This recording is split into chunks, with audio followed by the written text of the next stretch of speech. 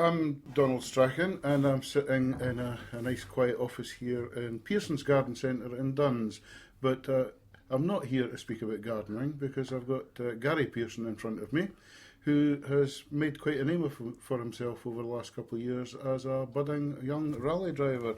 Latterly winning the Rally Championship R1 class title in the Renault Sport R1 Twingo category. That's a mouthful, isn't it? But congratulations anyway. And I've seen from your history that there's a few other trophies and things that you've won.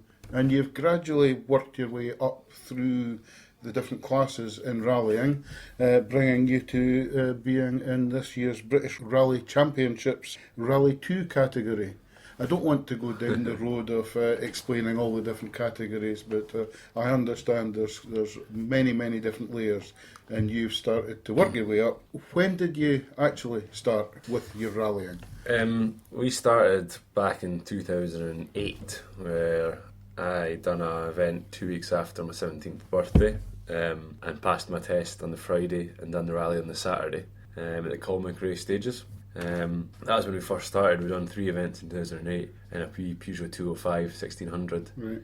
And we've slowly worked our way up, getting prize drives in France, prize drives in Subarus and stuff like that. And now we're in the British Rally 2 Championship, and we're doing alright. We finished second at the first rally, and we didn't finish the last one at the Jim Clark, the home one, but we're doing okay. Right, and presumably you said that you started rallying shortly after you passed your driving test. So, Yeah. Had you been able to get much experience with rallying before your driving test? We done autocross since I was 14. We done that for 2 years. We won like a junior autocross championship in Northumberland. So we done well in that. Well, we done quite well in that, and then we took a year's tuition off of Mark Higgins when I was 16. So we managed to get quite a lot of closed road stuff in Wales doing that. So that was pretty much what we had before we started, which was certainly beneficial. Yeah, I suppose one of the benefits of rallying and autocross is it's not on public roads, so you're not restricted by the legal requirements for driving on public roads. But you'll still have to meet certain criteria, would you? Basically competing? Safety-wise, it's all high kind of spec criteria. You have to have roll cages and everything, and all the guys that kind of take you out have to be, have good experience. So Mark certainly showed us quite a lot, and he's a double British champion himself. So he showed us quite a lot, which was where possibly got some of my initial speed from. Rallying is one of these sports that is associated with a bit of danger. I know, having been an occasional spectator, nobody gets all that bothered when the cars go round the corner perfectly, and there's big cheers go up when they don't make it round. Mm-hmm. How often have you sort of given the crowds cause to cheer by having had an accident? In my early days, we did have a few accidents. Certainly when they started out in the 205 challenge, we were off 2 or 3 205s a year kind of thing. But that was on a learning experience, and down to the last 3 years touch wood, we've hardly touched the car, which was good. The Jim Clark last year was the first time we've bashed the car in 2 years. So the Jim Clark this year was the last time we bashed the car in 2 years. So certainly my earlier days was a lot. But I suppose that's part of the learning experience, and one of the reasons why the regulations make certain that the cars are safe with the roll cages and so on, so you can learn just how far to push a car before it falls off the road. But certainly, as far as injuries are concerned, have you had any serious injuries, or have you walked away unscathed? Luckily, we've walked away each time unscathed, but there has been a couple of times I've had to get checkups just on necks and stuff like that, complaining with a sore neck and stuff. But I think we all know what we're kind of out there to do. We're out there to have really good fun and go as fast as we can, and we all know the risks, which is part of the reason, the adrenaline kind of side of things why we do it. And you have to have faith, 100% faith in the equipment and each other as well, and the mechanics that are maintaining.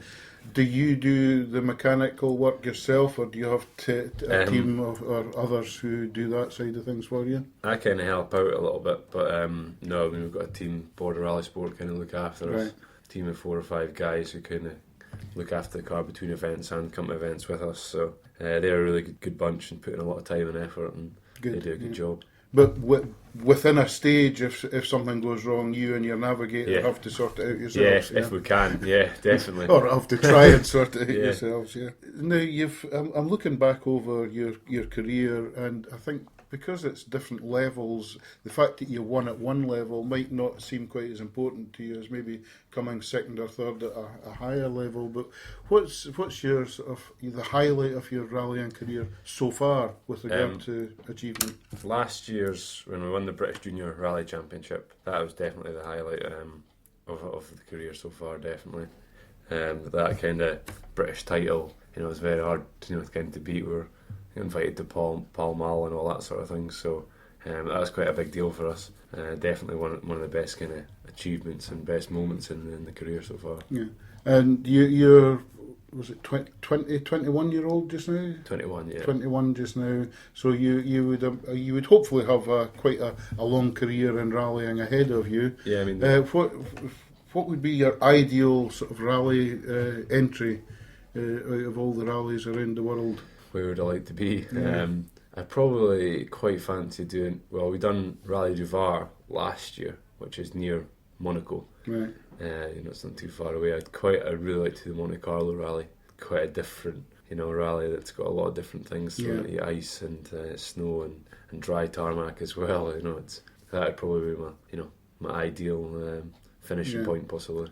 Okay. And is there anything else in your life apart from work and rallying? Do you have any other hobbies and interests, or is it fairly much focused on getting away from work and rallying? Yeah, I mean, there's a lot of time goes into it, and the fitness side of things, you have to commit a lot as well. You have to do the gym at least 4 times a week, so you kind of really have to commit to it. And then there's the car to look after, sponsors to find, and then just preparation for the events really, and looking after all your equipment.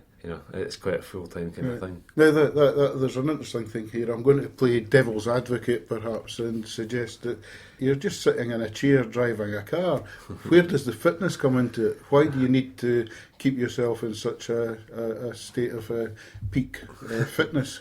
I mean, I think from outside the car, it doesn't seem there's too much going on, but when you've got legs... My tongue is in my cheek here, by the way. When you've got legs and arms pumping all the time for maybe 17 or 18 miles, it fairly takes it out of you. Yeah. And especially if you do that 7 or 8 times in a day, and from 6 o'clock till 8 o'clock at night, and then go to bed and get back up at 6 the next day and do it again. Yeah. So I suppose it rather than sort of being able to lift extreme weights, it's more a case of endurance and stamina. Endurance, no, it's you get long rallies now, and certainly in the older days it used to be a lot longer, but some of the ones we were doing is the longest ones in the UK you can do, so it does knock it out of you.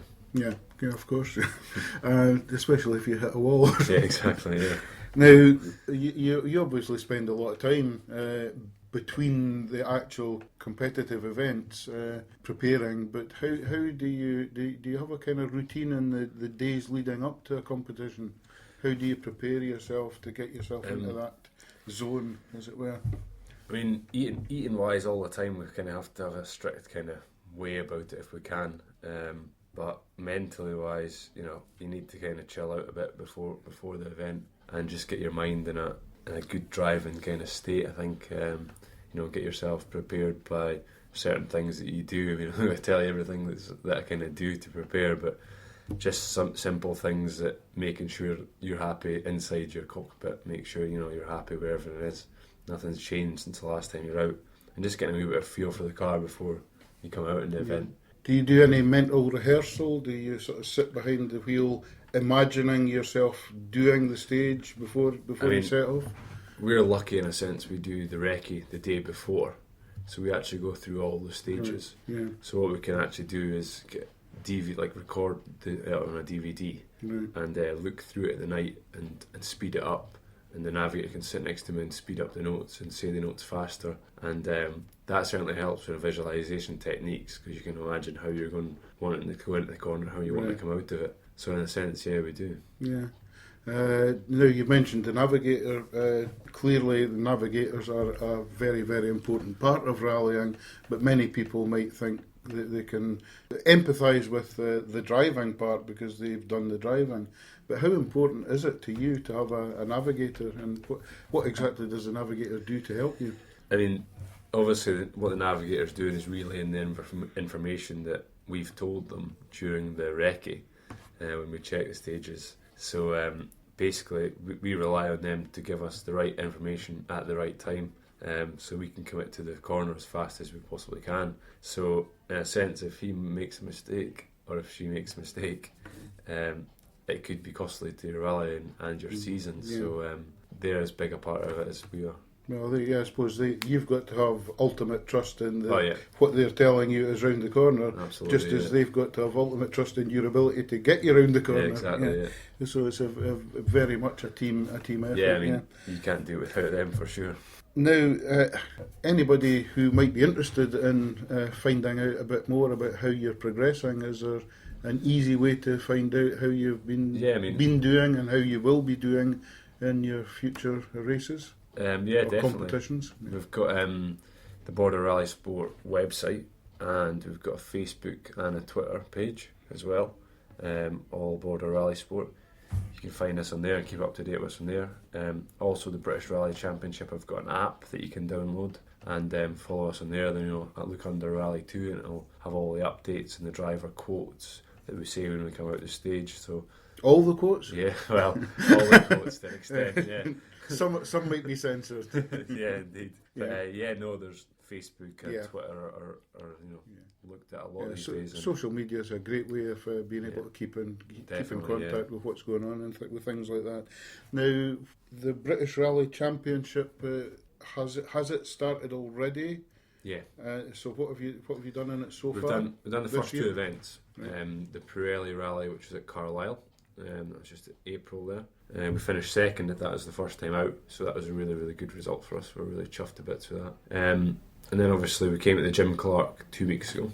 We were leading by 16 seconds and got caught out, shall we say, by a little bit of rain on the road, and went straight on into a tree. Right. So that was the end of that rally, but we were doing well in that as well. We were leading, but we've got a Scottish Rally in 2 weeks, a week on Saturday. So right, so your next one is the 29th Scottish, of June, the big one for Scotland. We're looking forward to that, and hopefully we'll be able to do well for everybody here, I suppose, as well.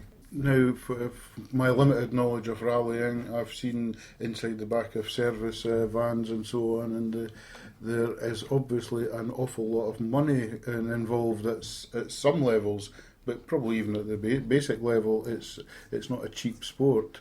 You've mentioned sponsors already, I think, but can you tell me a bit about who sponsors you and why they would want to sponsor you? I mean, we've got stovesales.co.uk on board. They're a really good company that look after us. We've also got Monroe's Electrics at Gala, and we also have Nicky Gress Motorsport, who also put in a bit as well. I mean, we basically need to keep that going, keep the sponsors coming in, because obviously it's really good advertising for them, and it helps put towards our costs. But stovesales.co.uk have been really good to us in the last 2 years. Putting a good bit of funding, and we give them a good bit of reward back. We'll take guys out in the car, right, and take them for fast laps. Do corporate days for them, and it really kind of works in their favour as well, and we really try to look after them. But yeah, I mean, we're always looking to try and expand our sponsors. So there's still some space on your car for more sponsor stickers. Definitely, So if somebody wanted to sponsor you, how would they go about it? Just contact you through the website? Yeah, I mean, there's contact details on the website, and we can create different packages to what the people are after. What the potential sponsor could be after, whether it would be a £500 for a small sticker, or £10,000 to be one of the main sponsors or something like that. So we'll look at whatever they're looking at and then try and work something out for them. So yeah, it's good. So I'll look forward maybe in the future to reading more about yourself, Gary. Yeah, for sure. It's been nice to have this chat, and I wish you all the best in the forthcoming, if I can get my teeth round it, Scottish Rally Championship. Yeah, the Scottish part Rally. of the British Rally Championships Rally 2 category. That's it. Gosh, they don't half make these categories complex. That's it. No, thank you very much. Thank you. It's been, as I say, it's been a pleasure, and good luck. Thank you.